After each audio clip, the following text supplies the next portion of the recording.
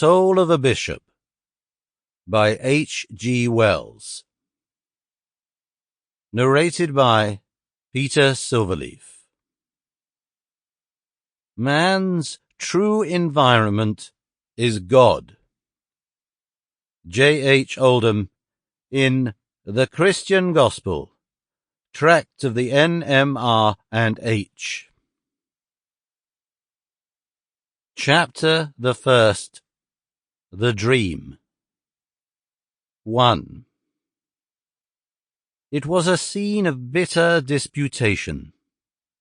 A hawk-nosed young man with a pointing finger was prominent.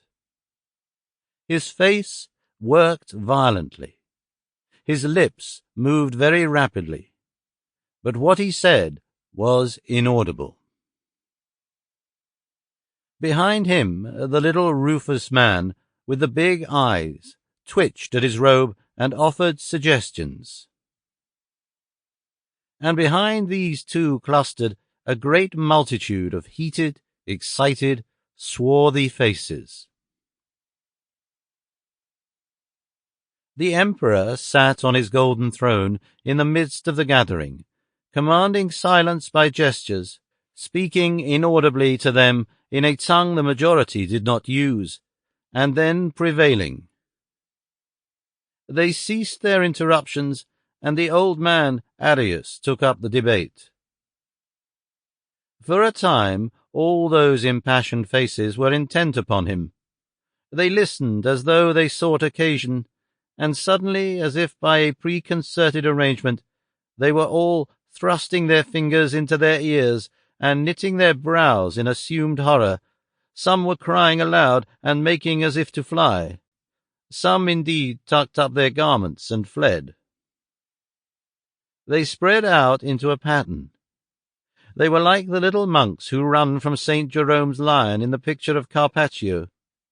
Then one zealot rushed forward and smote the old man heavily upon the mouth. The hall seemed to grow vaster and vaster. The disputing, infuriated figures multiplied to an innumerable assembly. They drove about like snowflakes in a gale. They whirled in argumentative couples. They spun in eddies of contradiction. They made extraordinary patterns. And then, amidst the cloudy darkness of the unfathomable dome above them, there appeared and increased a radiant triangle in which shone an eye. The eye and the triangle filled the heavens, sent out flickering rays, glowed to a blind... Sample complete. Ready to continue?